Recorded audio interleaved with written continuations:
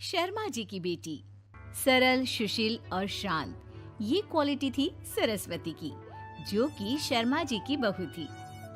क्या है बहू, जब देखो तब किचन में खटर पटर करती रहती हो, लेकिन खाने को कुछ देती ही नहीं। कैसी बात कर रही हो पीयूष की अम्मा? सुबह से 4 कप चाय, 2 बार नाश्ता और इतनी सारी बहू के हाथ की नमकीन तो खा चुकी हो, फिर भी ऐसा बोल रही हो? अरे कुछ तो डरो ऊपर वाले से। तभी वहाँ पीयूष आ जाता है। क्या है सरस्वती, इतनी देर लगती है क्या टिफिन बनाने में? एक काम है घर का तुम्हारे पास, वो भी नहीं कर पाती हो वक्त पर। आपका टिफिन टेबल पर रखा है और नाश्ता भी, बाकी का सामान बेड पर रखा है और अब मैं मंदिर जा रही हूँ। सरस्वती मंदिर चली जाती है। उसके जाने के बाद घर में, यार माँ कैसी गवाह लड़के से शादी करा दिया है। मंदिर, पूजा, किचन और सास ससुर के सिवा इसे कुछ दिखता ही नहीं है कि कैसे खुद को स्मार्ट बनाकर रहना होता है, कैसे लोगों से जुड़ना है, बातें करनी है, ऐश करना है। अरे पैसा बचाओ और कुछ आता ही नहीं इस लड़की को। जो क्वालिटी तू गलत तरीके से बता रहा है ना, दरअसल एक अच्छी गृहिणी की वही सारी अच्छाई होती है बेटा। घर को चलाना, समाज में इज्जत दिलाना और घर वालों का ख्याल रखना, और चाहिए ही क्यों? अरे क्यों नहीं चाहिए कुछ और? लड़की ऐसी होती है कि घर आए तो पूरा घर बदल कर रख दे, सभी को खुश रखे। लेकिन बहू के अंदर तो ये सारी क्वालिटी है ही नहीं। अरे खुश तो उन्हें रखा जाता है जो खुश रहना जानते हैं। तुम लोगों को तो कोई खुश नहीं कर सकता। पिताजी, अब आप ही लोग सोचिए, क्योंकि मैं किसी और से शादी करना चाहता हूँ। आप लोगों को बहू के साथ रहना है या मेरे साथ? क्योंकि मैं अब इसके साथ नहीं रह सकता। मैं बहू को नहीं छोड़ सकता। उसके मरते पिता को मैंने वादा किया था कि मैं उसे बेटी बनाकर रखूंगा। तो ठीक है ना माँ, तैयार कर ले अपना सामान, हम दोनों किसी और घर में रहने चलेंगे तेरी नई बहू के साथ। अरे हाँ बेटा, वही ठीक है, लेकिन मैं तेरे पिता के बिना भी तो नहीं रह सकती। तो मेरे बिना रह सकती हो? ठीक है, मैं अकेले ही चला जाता हूँ। बेटा वहाँ से चला जाता है, लेकिन सास का दिल नहीं लगता। बहू मंदिर से भी हो आती है और फिर, माँ, पिताजी, खाना लग गया है, खा लीजिए। हाँ, तुझे बस आता ही क्या है, खाना बनाना और खाना खिलाना। अरे सुन, मेरे सारे कपड़े पैक कर दे। क्यों माँ जी, कहीं जा रही हैं क्या? हाँ बेटे, ये अपने बेटे के साथ रहने जा रही है, लेकिन घबरा मत, तेरा पिता तेरे साथ है। बहू समझ नहीं पाती कि उसके साथ हो क्या रहा है, लेकिन फिर ससुर उसे सारी बात बता देता है।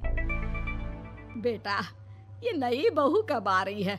मुझसे घर का काम नहीं होता। वैसे भी तेरी पहली निकम्मी बीवी ने मुझे किसी काम का नहीं छोड़ा। माँ वो बस आने ही वाली है, और हाँ माँ, उसके आगे ना थोड़ा स्टैंडर्ड से रहना, क्योंकि वो थोड़े बड़े घर की लड़की है। उसका एक स्वैग है, स्वैग। तभी वहाँ एक बहुत सुंदर सी लंबी सी लड़की आती है। हे पीयूष, भागकर कैब से मेरा सामान ले आओ, और हाँ प्लीज एसी ऑन करके जाना। रीमा, ये मेरी माँ है।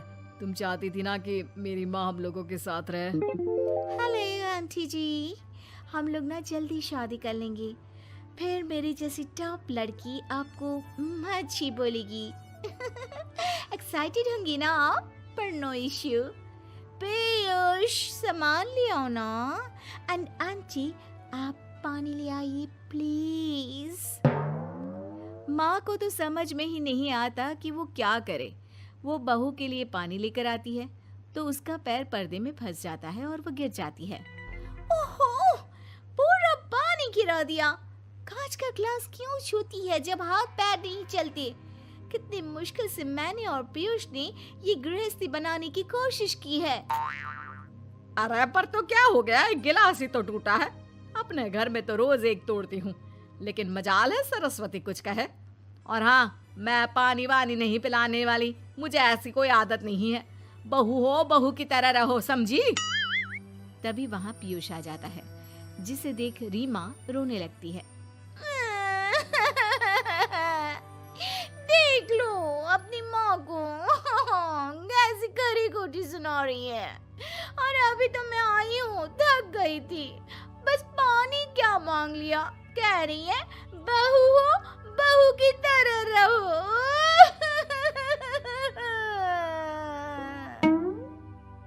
अरे यार माँ, समझा कर लाया था ना कि कैसे रहना है।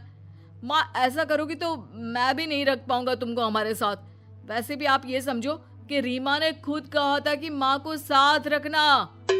अरे हाँ हाँ बेटा, वो सिर्फ इसलिए कि मैं घर का सारा काम करूं, बैठे बैठे इस महारानी को खाना पानी दूं। वैसे भी मैं जा रही हूँ, मुझे तो इस लड़की की शक्ल भी अच्छी नहीं लग रही।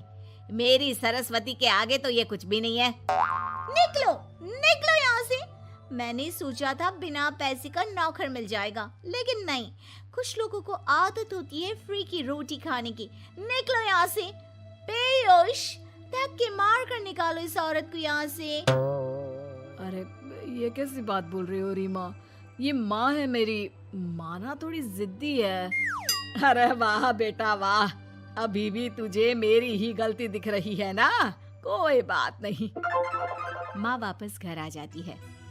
बहू, मुझे माफ कर दे बेटा, वो तो शैतान का नानी है। माँ, मैं उनके बारे में कोई बात नहीं करना चाहती। ये मेरा मायका है। अब आप लोग मेरे माता पिता। मैं हमेशा यहीं रहकर आप लोगों की सेवा करूंगी। नहीं नहीं बेटा, हम करेंगे तेरी शादी किसी अच्छे लड़के से। अरे कोई जरूरत नहीं है, मैं देख कर आई हूँ जो हालत है ना पीयूष की, वहाँ नहीं टिकने वाला ज्यादा दिन। ना टिके वो उसकी मर्जी, लेकिन मेरी बेटी इतनी गई गुजरी नहीं है जो उसे कभी भी छोड़ो और कभी भी वापस आ जाओ तो वो तुम्हें अपना ले। अब ज्यादा ही हो रहा है आपका।